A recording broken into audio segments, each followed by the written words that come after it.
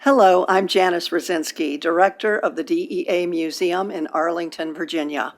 Welcome to today's program, one of a series of lectures and discussions planned by the museum staff and presented annually. Today's topic, illegal drugs and the environment, will be discussed by leading DEA experts who have personally and professionally witnessed the devastating impact of illegal drug production on the flora and fauna of our world, our planet's water, and on human health in this country and beyond. Today's panelists have been at the forefront of this issue as they work to stop the production and flow of illegal drugs into American communities. We are very pleased that they could join us today. The panel will be moderated by the museum's Curator of Education, Josh Edmondson. And at the end, we will accept your questions as time permits. Thank you again, and I invite you to learn more about online content and come and visit the museum. Now let's get going. Josh?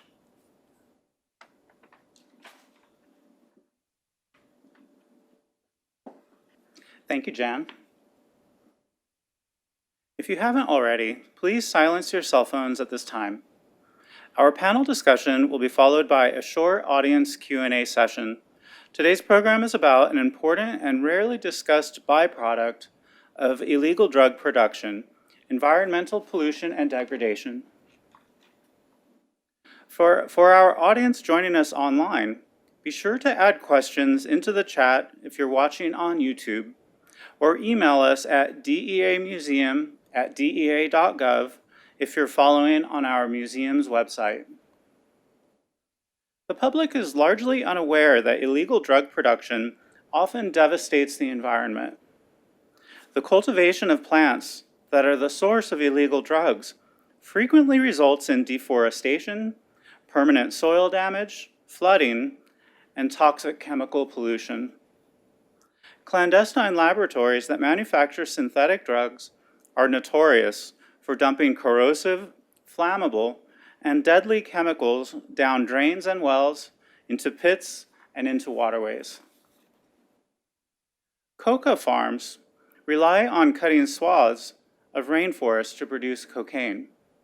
Since 2001, the cultivation of coca has cleared more than 700 million acres of rainforest in the mountainous regions of South America. This damage results in loss of habitat, soil erosion, and chemical runoff into the greater Amazon watershed, which over 30 million people rely upon. Opium poppy farms, the source of heroin, are found throughout semi-arid regions like Afghanistan, Mexico, and Burma, occupying valuable agricultural land, poisoning water supplies, and diverting critical resources. Farmers use powerful fertilizers to increase the plant's productivity and also apply toxic pesticides and rodenticides to protect the cash crop from wildlife. The effects of these poisons become compounded as they work their way up the food chain. And irrigation for these fields requires a huge amount of water and has depleted already limited water supplies. Marijuana growers often cultivate their plants on public lands, such as state and national forests. Discarded containers of fertilizer and pesticides are usually abandoned near growing fields. After powerful and toxic chemicals are applied to marijuana plants, they often run off into public waterways intended for recreation and drinking water. Synthetic drugs, such as methamphetamine, are made through a chemical process rather than plant cultivation, but their production still has harmful effects on the environment. The synthesis of these drugs requires a combination of corrosive, flammable, and toxic chemicals. These laboratory environments are unsanitary and dangerous. Investigators typically find trash and spilled chemicals on site that seep into the soil, contaminating the surrounding area and water supply. The resulting damage to the environment takes decades to recover.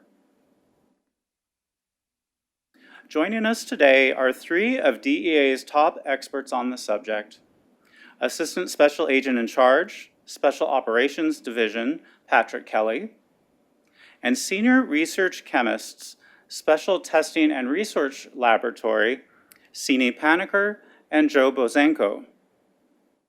They have firsthand knowledge of the problem of illicit drug activity on our environment in the US and around the globe.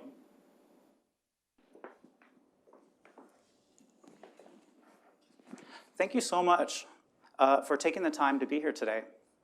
I, for one, am excited to have the opportunity to talk about such a little-known but serious problem associated with illicit drug production with you all. Why don't we start with a few minutes of introductions from our panelists? Please tell us a little about your work. Why don't we begin with Sini? Thank you, Josh. Good afternoon to you, and good afternoon to all of you. My name is Sini Paniker. I am a research chemist at Drug Enforcement Administration's Special Testing and Research Laboratory, with a focus on heroin and opium chemistry. And therefore, for the last 2 decades or more, my research has been on topics such as worldwide heroin production and illicit opium poppy cultivation. I have traveled extensively to heroin and opium producing countries to expand our knowledge and understanding of the global heroin trade. With this unique background, I also function as the program lead for DEA's Heroin Signature Program. The program identifies which country or which region poses the most significant heroin threat to the United States. I would also like to point out that I'm a published author of a fiction, and it has nothing to do with heroin or narcotics. It's based on an ancient Indian epic story, 2,000, maybe 3,000 years ago. And most of you probably know that we, humans, were cultivating opium poppy even back then. I often wonder about this particular plant that I've spent almost 20-some years of researching into, how its story, its history has been our history, our civilization, spanning through several millennia leading up to the current fentanyl epidemic. It's fascinating and it is troubling at the same time. Thank you, I agree. And I need to read your book. Please do, thank you. Of course. I'm hearing some feedback. If you guys can work on that in the back, please. Thank you. Patrick, your turn. Hey, good afternoon, and thank you for having me. Thank you, Josh, for organizing this event here today. I knew it took an awful lot of effort to pull this off, and thank you to the DEA Museum for agreeing to host this event.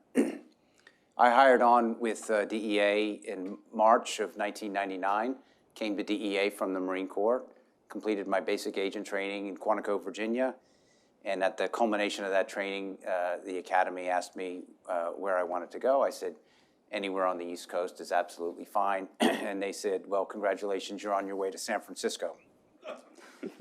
So I showed up in San Francisco in August of 1999. I was assigned to a general enforcement group, at the time conducting one of the first wiretap investigations that DEA had undertaken against a Mexican cocaine trafficker whose nickname was El Burro. Did that for a couple of years, and then shortly thereafter, the attacks in New York City and 9/11 occurred, and here in the Pentagon, and law enforcement, the field of law enforcement really shifted. It was a fundamental shift in law enforcement. And so DEA did its part to kind of help stem some of the emergent issues that were going on at the time, and one of the things that we did was to add agents to plus up the Federal Air Marshal program. So I was assigned to fly in the 2002 Salt Lake City Olympic Winter Games detail, protecting planes in and out of the Winter Games, and then ultimately in and out of our nation's capital from San Francisco to Washington Dulles. When I returned from that effort, I was assigned, pleasantly surprised to find out that I'd been selected to be assigned to Group 2 in San Francisco, the Marijuana Enforcement Group, which was a difficult group to be assigned to, very prestigious, and a lot of former military folk that were assigned. Excuse me. Shortly after taking over, being assigned to that group, I found out through a weird twist of fate that I was going to be the Domestic Cannabis Eradication Suppression Program coordinator for the state of California. That was a role normally assigned to a much more senior agent. And I think at the time that I was assigned to that role, I don't even know if I'd ever seen a marijuana plant before. So it was my job to make sure that all of the counties in the state of California were kind of collaborating and working together as they eradicated marijuana cultivation facilities, and that I was helping to equip them with equipment and with financial resources and manpower to make sure that they were successful as well too. So I did that for about 8 years, was promoted by Javier Pena of the Narco television show fame, and then sent down to work on the border in San Diego, California, in San Isidro. I oversaw the tunnel task force there, so helping to disrupt all of the organizations that were constructing the super tunnels from Tijuana into San Diego County, and then came up, took over a narcotics task force, and then was brought back here to headquarters as a staff coordinator in operations, and then the executive assistant to the chief of operations, and then I did a short stint in congressional and public affairs, and now my most recent assignment as the assistant special agent in charge assigned to the FBI National Joint Terrorism Task Force. Very impressive. And that's when we met, I think about 4 years ago, probably, when you were our boss. I think you're right. Yeah, and now I pulled you back. It's good. It's good to be back. Thank you. We're glad to see you. All right, Joe, how about you? Well, thank you, Josh, and thanks everyone for the attendance, and thank you certainly for the invitation for those that are in attendance and those that are virtual. It's refreshing to have a seat at the table when it comes to science. So you're going to find out, at least if you know me at all, or if you understand any of my replies here, passing on science and conveying it, it's a passion of mine. So before I get too far into that, I'm Joe Bazenko, and I'm a senior research chemist. I work with CINI. My focus, however, at the Special Testing and Research Laboratory for probably the last 25 years has been synthetic drug production, whereas CINI's production is tied to botanical sources such as the poppy or the coca plant, as it were. My focus is on completely constructing the molecule from organic chemistry. So although I think we can speak to a lot of similar things, there's going to be some discrete differences between what we have. And I can tell you over the course of 25 years, I've been to 30-something countries, and you see a commonality amongst the disregard, which are going to be emblematic in the slides that we have today. As a little bit of a side note, I was just co-awarded a patent with Harvard on a new technology. We're hoping that technology is put in the hands of our men and women in law enforcement and first responders to help characterize and identify fentanyl as an example, but not by any means limited to that. I'm also a college professor. I've been teaching at the college level for about 15, 16 years now, to the point now to where when I sit in on the staff meetings, not only the longest serving, I'm also the oldest. And on that note, I now am blessed to see the chemists that we're hiring in the DEA lab system are fresh-faced and, well, practically young enough to be my children. So I think I've definitely crossed that space. So I'm honored to be here today, and I hope that it's going to be enlightening for those folks to hear both the investigational and the scientific side of what we're seeing out there, and as Josh had mentioned, seldom reported or not given the gravity due its situation. Thank you. Thank you, Joe. Thank you all. We're really glad that you're here, and I'm definitely really looking forward to hearing what you have to say. One of the things that I love most about my colleagues here at DEA is how diverse our backgrounds are. Now, let's move on to our topic of illegal drugs and their effects on our environment.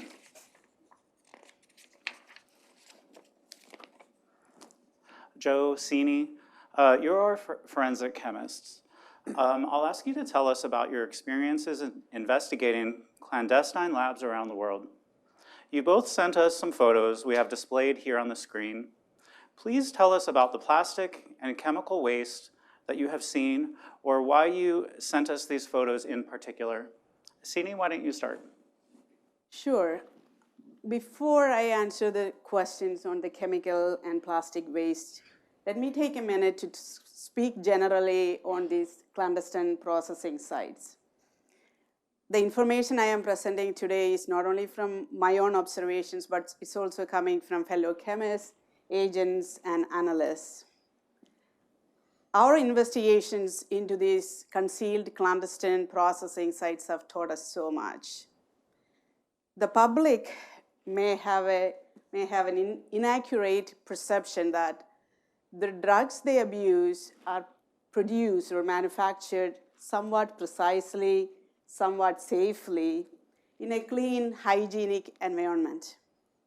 But in reality, these processing sites are often concealed. The processing is done in a crude manner. The lab sites are filthy and dirty with stockpiled chemicals. It can contain accumulated processing waste, chemical waste, all kinds of plastic and other waste, including sometimes human waste. Strong acids and bases and harmful organic solvents in huge amounts are used in the production of, for example, heroin and cocaine every single day. These are dumped into the production sites and into the nearby rivers and streams, polluting the water for animals and humans alike. So here are some pictures where the first picture on the left showing the accumulated chemical toxic solvents right there. On the right, there is so much accumulated processing waste. That's Afghanistan, a heroin producing lab. And on the bottom left, you see some plastic, accumulated plastic, again in Afghanistan at a processing site. Opiums being trafficked into this site in these plastic wraps, and that's how they get accumulated there. It doesn't really matter if the drug is totally synthetic, totally man-made, or if it is coming from a plant. There is so much devastation to the environment. There is so much destruction to the environment. And this is just not happening in one country or one region. This is a global issue. It's quite poignant to see these photos. We don't see these kinds of photos often, even those of us working here at DEA, and I can only imagine how shocking it might be to the public in general to see these kinds of images. So thank you.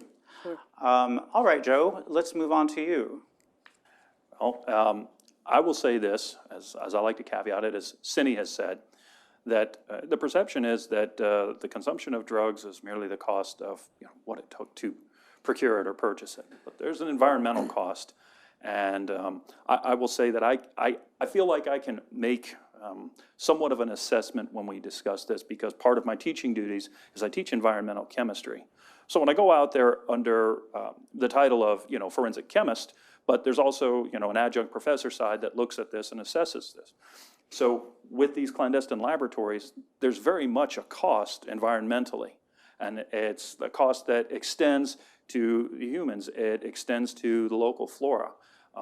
And furthermore, I think a really important aspect to grasp is that it's not just chemicals that would say, fill this cup, or fill all of these cups, or perhaps fill a 55-gallon drum, but it's not uncommon to find hundreds of these drums to process even a discrete amount of drug material, whether it's cocaine, something botanical, or fully synthetic.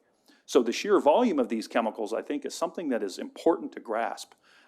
There's been laboratories that we've been to that have had 95,000 liters of ethyl ether, which is dangerous just to have out in the sun, let alone what can happen if that gets leached into the soil or is distributed into the water. So this is what we see when we go to these drug labs. Yes, the toxic chemicals certainly, but I want to make sure that that is appropriately placed in your mind, that the sheer volumes that go into that. There are laboratories, as you've seen some of the pictures here that I've provided, to where chemicals are just willfully dumped. And when they're dumped in such quantities that they actually dig gouges into the soil. And if you look downstream, literally downstream, you'll see nothing but dying flora. It will kill trees, it'll kill bushes. And that's what the cost is. So it's more than just a four-letter word. It is really those ramifications, as you can see. And I might add, that's just what I see at a punctuated point in time, let alone over the course of, say, a month or 2 months or 3 months. So I think that's important to say. Now, when we talk about even just making a single kilogram of, say, methamphetamine or fentanyl, you're still dealing with much larger quantities of chemicals that must be disposed of. Furthermore, any remediation efforts at these laboratories, and mind you, this is not just me looking at pictures, our laboratory actually sends scientists like myself out to these laboratories, so we see it firsthand, that when you go to these laboratories, the only way they will treat chemicals, these operators of these illicit laboratories, is to conceal the smell, because the smell could bring law enforcement or investigator activity. They don't want that. So if it's under austere conditions, we see them just dumping it into the environment.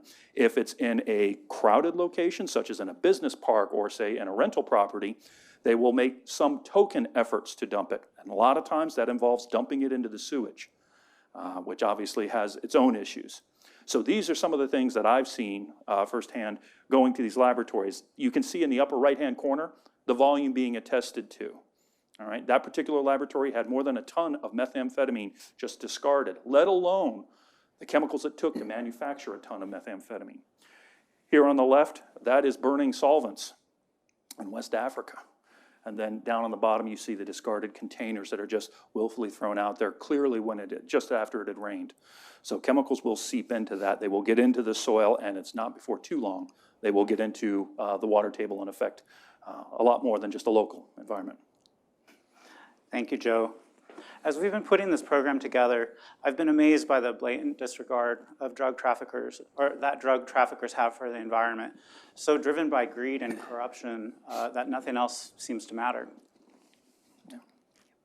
Patrick, you have personally observed the environmental problems around marijuana growing operations, both in the wild and indoors, for decades. Would you maybe tell us a little about a few of the photos you sent us to begin with? Sure. So I think it'd be best if we went to the next set of photos. So you can see in these photos, these are very typical, what I would classify as Mexican national outdoor marijuana cultivation facilities in the Northern California counties. And you can see how these organizations begin to remove vegetation and thin vegetation in order to cultivate their marijuana. And the byproduct of that is it reduces the natural habitat for animal species in the area, and it also leads to a great deal of erosion and runoff in the watershed. You could probably go to the next slide. So the photo on the bottom and the photo on the right are very common and typical photos that you would see at a campsite for a Mexican national outdoor cultivation facility. And you can see the volume of trash, food waste, human waste more often than not. You can see spent bottles of fertilizer and pesticides at these facilities. And then off on the photo on the bottom left, you can see a propane canister as well there, a 20-pound propane canister. In 2021 alone, DEA removed over 583 spent car batteries from these outdoor cultivation facilities, tens of thousands of these 20-pound propane canisters, and over 500 pounds of restricted poisons. So poisons that were being used at these cultivation facilities that were either illegal for use or banned for use in the state of California and in the United States. And the top left photo is a photo of me when I was young. Is a photo that was taken, and that's a 220 kW diesel generator that I removed from a clandestine room buried deep underground. And this generator was powering one of the largest indoor marijuana cultivation facilities in the history of California, so over 12,000 plants under cultivation. And in order to access this generator, you had to crawl through a 2x2 tunnel about 50 yards underground. And when I got to the generator deep underground, we ultimately removed it with a bulldozer. You could see where they were dropping fuel a half a mile away through this makeshift hose network, and the fuel had leaked down through the hose and completely contaminated the ground and the environment. And the generator was so deep underground that servicing it, so removing the oil filters and removing the oil and the hydraulic fluids, all of those things were not removed from the hole and disposed of appropriately. They were just just poured into the dirt, into the ground, and immediately entered the watershed. That's pretty horrifying. I have to insist that we go back to that first slide because I want to hear about that. Can you please go up? Yes. Tell us a little bit about what we're viewing here. So you can just see in these slides, the upper left-hand slide was one of the very first marijuana grows that I ever worked, and it was not uncommon in some of these outdoor cultivation facilities in Northern California to find marijuana plants that were 14 or 16 feet tall that actually had to be cut down with chainsaws. So these were massive plants, and it required a great deal of logistical effort to remove them. And then the far right photo was just myself and my partner. We used a lot of California National Guard air assets at the beginning of the year in March and April in order to fly over all of the California counties and try to make a determination or an assessment of where the marijuana problem was the most significant and how we were going to deploy our resources to mitigate that problem. And then the bottom photo there was just a photo that was taken at up in the Northern California counties, and there were some military folks there along with a bunch of SWAT folks and DEA folks. And these were a team of guys that we were using to secure many of these outdoor marijuana cultivation facilities, because the traffickers that were running these facilities tended to arm themselves heavily and tended to use booby traps to protect their facilities. So we had to go in a very covert and tactical way to make sure that we could arrest these individuals in a safe manner. Wow, that's pretty amazing. Would you like to give us a rundown on how the marijuana production landscape has evolved during your career? That's a tough question, Josh. Yeah, okay, maybe yeah. an abbreviated version. I'm going to abbreviate because it would take probably 3 or 4 hours. It really started, the foundation for the marijuana movement in the state of California and nationwide really started in the 60s with the counterculture movement that originated in London and New York and San Francisco. And these people were anti-war, anti-government, anti-authority, and they had very permissive attitudes toward the use of narcotics and in particular marijuana.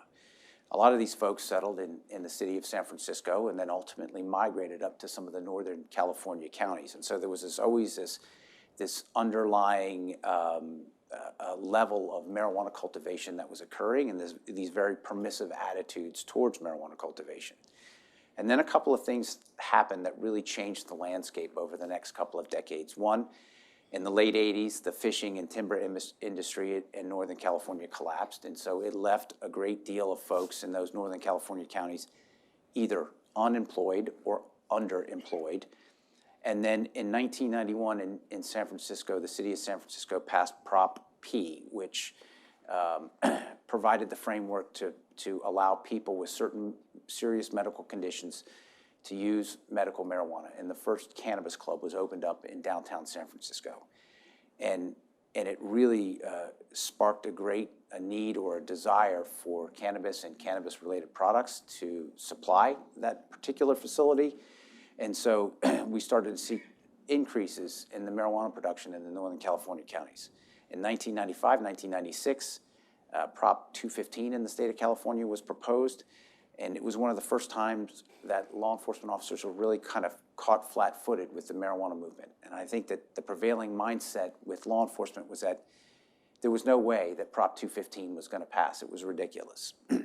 It wasn't popular with the voters initially, and ultimately, sadly, it did pass in November of 1996, and we were off to the races. There was an explosion in the amount of marijuana cultivation that we saw throughout the state of California to supply all of these new cannabis cooperatives and medical marijuana facilities that were popping up literally overnight throughout the state. And the second issue where I think that law enforcement really dropped the ball was, or misread the tea leaves, if you will, was in the wake of 9/11 and the terrorist attacks in New York City and here at the Pentagon. And the landscape, I told you earlier, changed for law enforcement dramatically And one of the byproducts of the 9/11 attacks was that the United States decided that we were going to do a much better job of securing our southwest border. So we spent hundreds of millions of dollars to hire more Border Patrol agents, to improve fencing at the southwest border, and to improve technology to help us interdict a lot of the drugs that were coming across the border and the human smugglers. And what that did was it led to the Mexican national cartels down in Mexico that were cultivating marijuana. It was a business decision from them. So they accepted the fact that each and every year they were going to lose a certain percentage of their product to interdiction as they crossed the border from Mexico into the US. And they really came up with a brilliant business model. And they were just going to move their cultivation facilities, lock, stock, and barrel, from Mexico north into the United States. And they did just that. In 2002, we saw the results of that. We saw an explosion in Mexican national marijuana grows on our public lands in the Southern California counties, and like a tsunami that rolled north along the I-5 and I-15 corridors in California, through Oregon, through Washington State, and into Canada. And that problem exists today. And just to put it in perspective for you, when I took over the program, the DCEP program, in 2002, we eradicated about 1.2 million plants from outdoor facilities that year and about 60,000 from indoor facilities. When I left the program in 2010, we had eradicated 7.2 million plants in the state of California from outdoor facilities and about 190,000 from indoor facilities. And that wasn't the limit of marijuana that was in the state of California. We never ran out of marijuana that we could eradicate. We always ran out of manpower, financial, and helicopter resources first. Thank you so much for that fascinating story, Patrick. Your knowledge of the history of marijuana in America in the last 20 plus years is remarkable. We're definitely going to have you back sometime for a program devoted exclusively to marijuana history, if you'll come. Sini, your specialties include opium poppy and coca production, and your career has taken you to some amazing places. Can you use these photos you provided to tell us about the deforestation that is required to grow the poppy and coca plants? Yes, absolutely.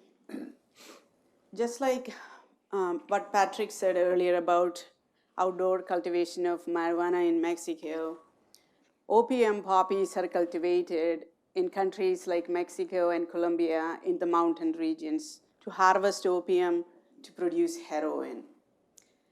There are three reasons why this actually leads to deforestation, encroachment of natural forests in these countries.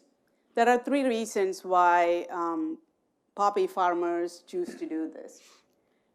Reason number one is that they prefer virgin lands to cultivate opium poppies. If they have fresh soil, fertile soil, they don't have to fertilize it, they can save some money, and then they can use the same field for a few growing seasons. The number two and three reasons for the distant cultivation of poppies in the mountains are related to the evasion strategies of these farmers to protect their poppy fields. If the cultivation is in these mountain slopes, far away from their villages, they are camouflaged and protected by the tree lines in these mountains. So they are protected from the aerial fumigation. They are also protected from other traffickers and farmers stealing their harvest. And of course, if the cultivation is on a very steep slope on a mountain, the aerial fumigation is going to be very ineffective. The choppers cannot really spray this chemical onto these plants effectively. The plants may survive eradication. All these lead to deforestation. As Joe and Patrick mentioned, there is so much destruction to the environment right there. There is destruction to the natural ecosystems in that area where this cultivation is happening. There is destruction to the local flora and fauna. And of course, there are chemicals coming from this aerial fumigation, eradication. There are chemicals from the pesticides, insecticides, and fungicides used in this area, preventing germination and growth of natural plants in that area. And of course, threatening the lives of insects and birds and animals. You actually mentioned what's happening in South America in terms of coca cultivation. Huge tons of cocaine is trafficked across the globe every single year, and 3 countries produce this cocaine: Colombia, Peru, and Bolivia. So when you look at the coca leaves, for the amount of cocaine, it's trace. It's not even 1%. It's only 0.5% of cocaine in these dry coca leaves. And you need a massive amount of coca leaves to produce 1 single kilo of cocaine. So imagine these massive fields required in these countries to produce these huge shipments of cocaine coming to the US, going to Australia, going to Europe, and so forth. So here I have some pictures actually to show you. There has been a lot of publications about deforestation, narco-deforestation, terms like narco-degradation to the environment, used by environmental researchers and scientists, not only from cultivation, but also from drug trafficking via land and maritime. And here are some pictures. Slash and burn is the term the cultivators use. So you can see the picture on the right hand. Actually, they are clearing the land, burning it, basically. And on the left the picture on the left-hand side, there's poppies growing in the top, mountain top right there. You can see the river way down below.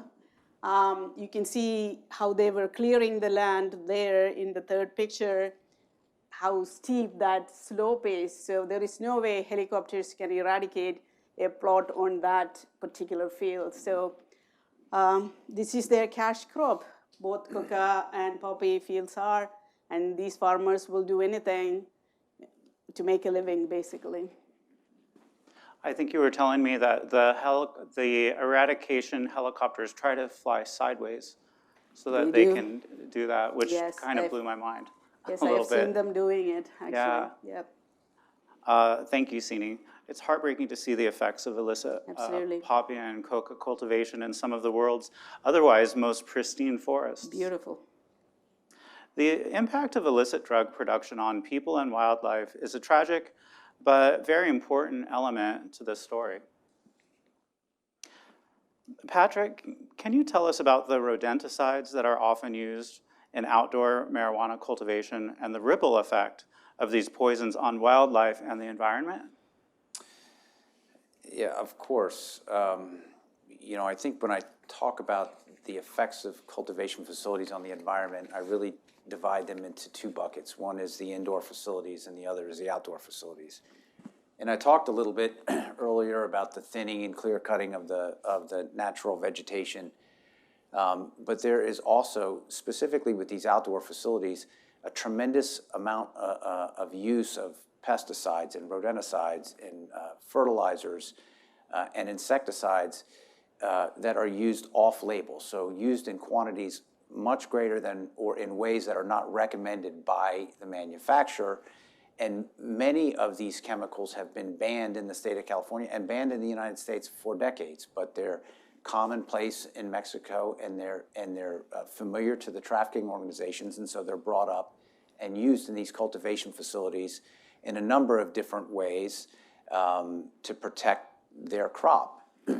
So the byproduct of that is the impact that it has on wildlife. And I think whether it be reducing the natural habitat, whether it be poisoning, this is a possum, poisoning the animals in the vicinity of the cultivation facility, or poaching, quite honestly. You see a lot of that with deer and bear and smaller animals. But you also see the impact to the watershed. And these plants, there are tens of thousands of plants in these cultivation facilities, and they require an awful lot of water. So it can take up to 22 liters of water per day per marijuana plant. And so everybody here knows that water resources in the Southwest are at a premium right now. And so what these trafficking organizations do is that they dam up streams and small rivers, and they use watering holes and springs, and they transport all of that water from those limited resources through black tubing to water all of the marijuana plants that they have, and that has a tremendous negative impact on the local wildlife.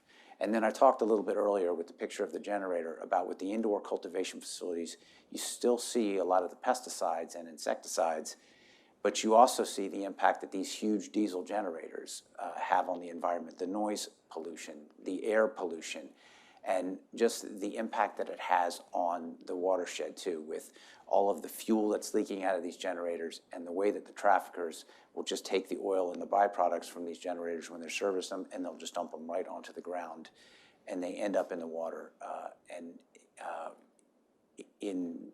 are ultimately ingested by the wildlife. So it has a tremendous impact. Thank you, Patrick. It's hard to hear stories like this, but it's important for the public to understand that the effects of illicit drugs have a much greater effect on us than just our society. Sini, please tell us about some of the things you've seen regarding illicit drug production and how it harms people and animals in the places you visit.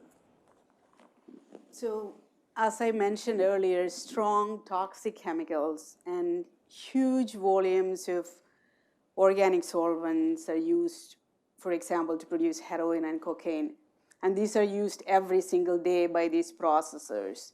They're exposed to these chemicals, stockpiled chemicals, and these chemicals, they are working very closely every single day to produce these drugs. This is what they do. This is how they make a living. With the exception of the major leading cook who knows the complete recipe, we call them cooks. They are not chemists. They are following a recipe, so that's why we call them processors or cooks. Anyway, with the exception of this major cook who knows the complete recipe for the production of that drug, everyone else, the assistants and laborers, they are expendable to this trafficking organization. Their lives amount to nothing to them. And therefore, they're working with their hands.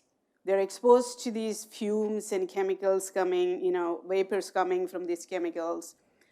There was this guy in Mexico, a black tar heroin processor.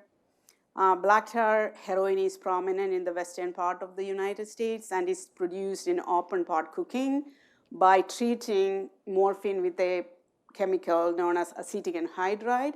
And this particular chemical is very nasty, very dangerous to our eyes, to our organs, and this guy was blinded from years of black tar processing. So this is what the cooks, the processors go through every single day. And of course, they can be additional casualties because their family members can be exposed to this. Their domesticated animals, including children, definitely, including children. And in countries like Afghanistan, the processing is not happening in the distant mountain ranges.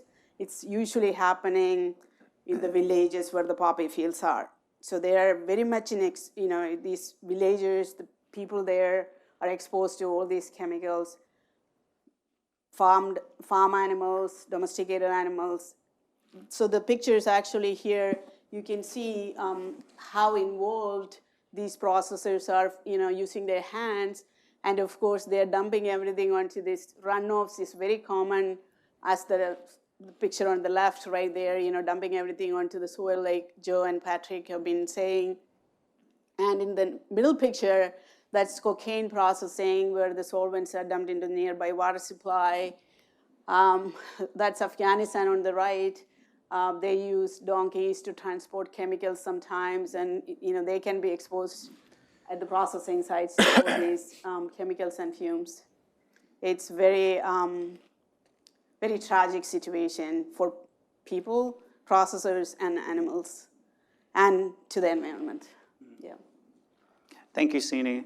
I'm really amazed by the things that you have, that you all have witnessed in your careers. Joe, you provided us with the photo of this man. Can you tell us the story behind it? Yeah, this particular situation was, it's a garden variety in some ways and then unique in others. So this was a fairly large methamphetamine processing location in Southeast Asia. At the front of this remote facility was actually, if you will, a cattle farm with waist-high grass and some cows and some chickens, and they all looked quite sickly. Well, what was going on in the back was the methamphetamine processing, and in that process that they were using to construct the methamphetamine molecule, they were using a chemical called thionyl chloride. Thionyl chloride is one of the chemicals that if you expose to moisture, either moisture in the air or to water directly, and we found evidence of this being dumped into the local well, it breaks down to two poisonous chemicals, sulfur dioxide and hydrogen chloride, both of which are not really supportive to life. This particular location, the family that was working on the farm, not the operators, you can see it affected. This is the father of the family. It was actually a family of 5. And you'll notice the vitreous of his eyes, as was all of his family, had turned blood red. And they were quite swollen. And obviously they were suffering all sorts of exposure symptoms, which as chemists, Cindy and I are well versed in as far as respiratory exposure and skin exposure. So this family suffered the effects of that well or just merely being in proximity to those poisonous gases or the chemical itself. And this is what was left of them. We actually did feel quite bad for them. They didn't have a whole lot of options. I'm sure there was some sort of pressure between the criminal organization and them to maintain appearances. Actually, a little side note to that story there, we actually did put together a collection of the investigators, myself and another chemist, and we were able to actually move them to a farm down the street. And we felt like if there's going to be a good side or a fuzzy, warm side of what we see, this is an example of the human side of what can happen. It's maybe perhaps a little easier or digestible for folks to say, well, it's just some trees, it's just some plant, it's just some soil. Well, that's a soul. And there were 4 others and a beautiful little family there that we thought we could at least help out. But the situation that was there was represented by what Patrick and Cindy and myself have been saying all along. And that is the cost. If you want to dismiss all the other pictures I've got up there, the burning chemicals or whatnot, I'd urge you to recall this, because I assure you, this man and his family, it's not unique to them, and it's happening far more prevalent than just what my eyes or Patrick's or Cindy's are seeing. That's a pretty difficult story to hear. Yeah. Thank you for sharing and for what you and your colleagues did for this victimized man and his family. That was an uplifting point in a tragic case. Yeah. Now, I'll ask all of you if you have an example of a rewarding or impactful experience or case you've worked on related to the environment. Joe, why don't we start with you? I know you just gave one, but well, maybe I've got a lot of stories. Yeah. Hang around, we've got time. I've got a lot of stories. We want to hear them, that's why we're here. Well, I'll tell you what. All right, so if there's going to be a good side to this, and mind you, I don't come home and fill my family with a whole lot of warm, fuzzy stories and drug law enforcement, all right? It's hard. And yeah. I'll only tell them chemistry if they're really having trouble sleeping. So I will say this, that we are sometimes dispatched not just to labs, but sometimes large chemical seizures when they're still in the containers. Let's say they're between the manufacturing point of the chemicals and the clandestine laboratory. So we would see these multi-ton seizures at ports or on trucks and whatnot, and we would bring out specialized equipment with us, and we could test it there. So there's the side that this is a success between the enforcement and our investigators that would come there, but I'd also say there's also success in the way of the environment, because as has been demonstrated through at least our testimony here or our pictures, you know, the virtual representation, that those are chemicals that would probably ended up in someone's water or killing some plants or part of another process. So it's a nice success to say, hey, we've taken these drugs off the street. Absolutely, that's a success. But it's also a nice success to say our enforcement operations are sometimes paired with ways in which we can, you know, prove something for the environment and say, hey, we took these chemicals out of this location and they are not going to be used in that manner or certainly disposed of in a manner that's abusive to the environment, flora or fauna, or as in the previous slide there, individuals. Thank you, Joe. Patrick, what would you say? I think and this is your photo. It is. To Joe's point, I'm not sure that there's a lot positive to take away from my experiences working in the mountains of California. But I will tell you that after a number of years, it was about 2005, and the law enforcement community, we started to have conversations about how we were going to approach the problem of marijuana cultivation on these very remote and rural public lands, and were there other things that we could do to help to kind of remediate the environment or overturn the effects of these cultivation facilities. And it was a heated discussion at that time, because if we were going to hold resources back from eradicating marijuana to conduct these reclamation operations, that was just going to be more marijuana that was able to be cultivated. It was going to be a greater impact on the environment, and it was going to it led to a lot of very serious discussion about whether or not our reclamation efforts were appropriate. And I have to admit to you that at the time I was against it. I thought that you know, holding back resources to go back into some of these facilities and take out the trash and take out the human waste and the pesticides and the miles and miles of water line and the batteries and the propane tanks, I wasn't so sure that it was a good use of our resources. But in 2005, we started doing just that. And over the next several years, and you can see this is a picture of some of the water lines that we were pulling out of these cultivation facilities, I really think that we did make a positive impact on many of the very fragile ecosystems that these cultivation facilities were located in. And once we had reclaimed them and we were able to go back a number of years later, and you could see how you know, the land had regenerated itself, it was a very positive experience. And I definitely think, you know, looking back now, it was the right call, it's the right thing to do, and we're still doing this type of work today up in the mountains of Northern California. Thank you. Those are both great stories. And Cindy, what would you say?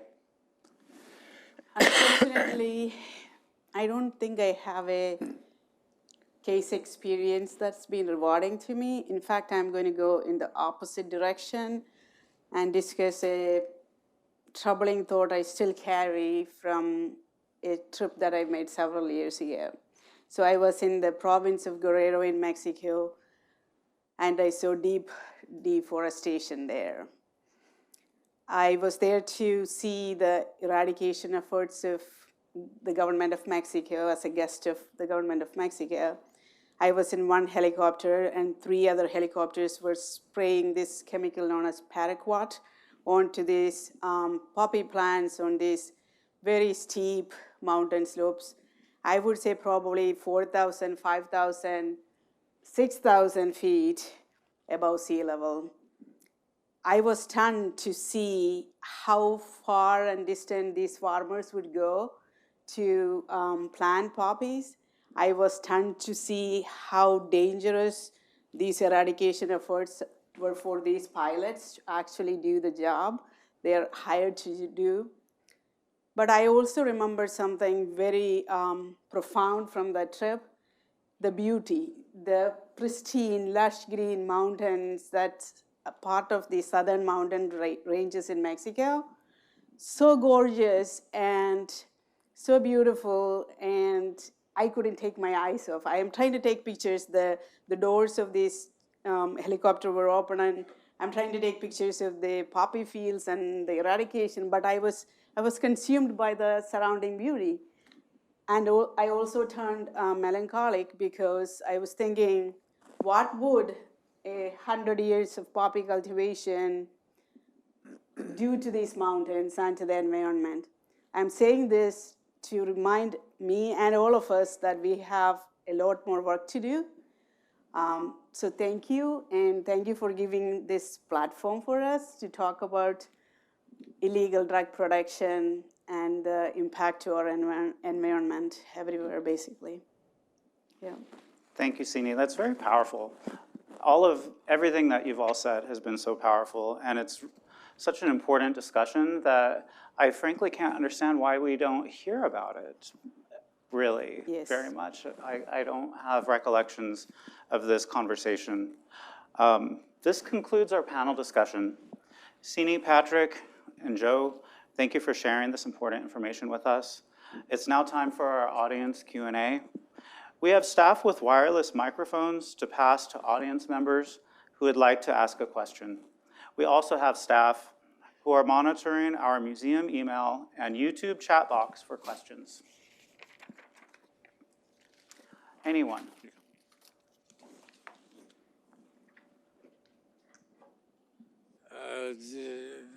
Please stand up. I don't want to rain on your parade, but how come you guys don't go after tobacco farmers? How long's tobacco been in this country? 1604, Jamestown? It's not regulated by DEA. Still, is tobacco good for you? DEA is a law enforcement agency, and so tobacco and alcohol were excluded from the types of law enforcement activities that we participate in. That's a question for Congress. Yeah, okay. We're from Southern California and the high desert, and there is an extreme problem with grow farms still, and they're constantly coming in, even though it's technically legal. They have so many illegal grow farms. What's going on now to try to eradicate those? I mean, it's every day, everywhere where we are. We're on the rim of the high desert, and it's horrendous. I think I'll take that one. I'll start by saying I'm sorry that you're experiencing that. And it's unfortunate. You're not the first person that I've heard that from, whether it be in a Southern California county or Central California or Northern California. And I think, when people look back, even people that have been, very supportive of the marijuana movement in California, I don't think anybody bargained for what we have right now in the state of California and nationwide. And I think that what you're seeing is simply a byproduct of the fact that there is a very finite amount of law enforcement resources that we have to deploy against this problem. And so we can't be everywhere all of the time. And we try very hard to make sure that we're using the very limited resources that we have in terms of manpower, in terms of helicopter blade time, and in terms of our financial resources to make the biggest impact that we possibly can. But I would say to you that law enforcement, we simply can't do it on our own. We need the public's help. So if you are aware of a cultivation facility in your area, I would encourage you to contact your local DEA office or your local sheriff's department, and let's see if we can't get you some help. I want to repeat that. Hold on a moment, please. Okay. Yeah, our sheriffs have constant programs where they're constantly going out and breaking them down. But the problem we're having is when they do, they stop the grow, but all of the chemicals, all the byproducts, everything is just left. And then as soon as they get their bail or they get whatever, they go right back and start again. It's like they're out long enough to tear down the field or tear down the crop or the greenhouse, and then they're right back again. And that seems to be the issue. And they have, hundreds of thousands of plants because it's in the middle of the desert, essentially.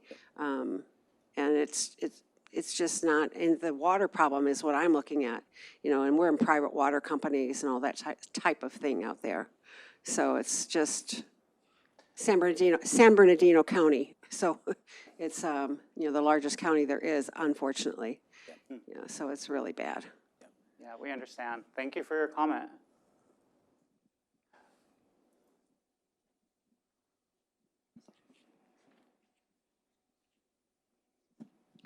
I'd like to thank everybody on stage. Well done. I have a question. We talk a lot about California, but I know that so many states are legalizing marijuana. What are the other states that are experiencing some of these devastating issues with illegal grows and production? Again, I think that's probably a question for me. There's the vast majority of states in the United States right now have legalized marijuana for medical use or for recreational use. And along with that comes all of the typical problems that we've been discussing over the last hour. So Where you find marijuana cultivation facilities, you're going to find all of these same problems that the states are struggling with. It's really unfortunate to see how far this has progressed and the impact that it's had on our communities and the safety of our citizens. It's really quite tragic. It's all about money, right? It's a cash crop. Without question, I say this all the time when it comes to marijuana, it's never about compassion with the Compassionate Use Act. It's always about compensation. It's about people making money off of the pain and suffering of fellow members of their community. I believe we have a question in the back. Thank you. I was curious if there's been any internal audits of the DEA's use of resources and how much pollution and greenhouse gases have been caused by its own behaviors. And if so, has there been any attempt to address that? I'm not sure that I heard the whole question. I didn't hear it either. All right, let me repeat. Has there been any internal audits of the DEA in terms of its own behaviors causing pollution and greenhouse gases? And if so, has it been released to the public, and has there been any attempt to address those behaviors and lessen the effects? Thank you. Well, I'm just going to put a little bit of information out about that. I can speak strictly from the laboratory system. The DEA laboratory system has instituted many changes over the last 10 years. As a matter of fact, I think DEA's green officer is a scientist to make sure that the lab's footprint environmentally has been minimized. And it would actually take a great deal of time to discuss all the many efforts that we put into it from the laboratory side. There's a number of laboratories in the DEA lab system to do just that. And of course, we keep the chemicals and the waste and whatnot are all in compliance with the state and local statutes. But I don't want you to think that's the whole answer, but I can speak from the scientific side and the laboratory side. The DEA lab system is very engaged with those efforts to minimize our impact on the environment. Thank you, Joe. Did we have anything from our virtual audience? This is a question for Sini and Joe. We're wondering, what kind of tools do you all use when you go to investigate these different sites, and also when you bring some evidence back to DEA's labs? Joe, go for it. So we use a number of tools to assess what we find out in the field, whether it's a drug substance or say a precursor or a solvent. They're called Raman units, R-A-M-A-N units. Laser scanners, they work very well. They're very discriminative. They can tell 40, 50,000 different substances apart with about a 5 or 10 second scan. They're very durable. They're deployable. They're indispensable tools. So these are similar tools that you'd see in the hands of law enforcement, but they work equally well in the hands of a scientist. Now, as far as bringing back evidence, DEA forensic chemists, we do not actually transport evidence. We use our investigators for that process, or for some of our foreign locations, we have other mechanisms. But DEA forensic chemists, we actually don't get to do anything like that. We have great jobs, very cool jobs, and I don't know about Cindy, but I definitely do mine for 23 years. But one of the cool things I don't get to do is transport evidence, so I should probably caveat that accordingly. Thank you. Anything else from the internet or our virtual audience? So one of our viewers is wondering if DEA has any work on the impact of pharmaceutical drug production. Are there any relationships between DEA and pharmaceutical producers where they have these kinds of conversations about the impact on the environment? That's an interesting question. I will take that question. The forensic side of the sciences side of the DEA, we do not have any interaction with the pharmacological cultivation or production of drugs. But of course, Joe Diversion is definitely managing that part of it too, right? So. Yeah, I wouldn't be able to address that answer directly, but that sounds about right. Thank you. That's all the time we have today. Thank you again to our panelists for your time and expertise. I am moved by your commitment not only to DEA's mission, but to protecting our environment. To our audience, if you missed any of today's program, remember that soon it will be posted to our website at deamuseum.org. Thank you, everyone. We hope to see you all at our next program in October. in support of DEA's annual Red Ribbon Awareness campaign. Thank you, and have a great rest of your day.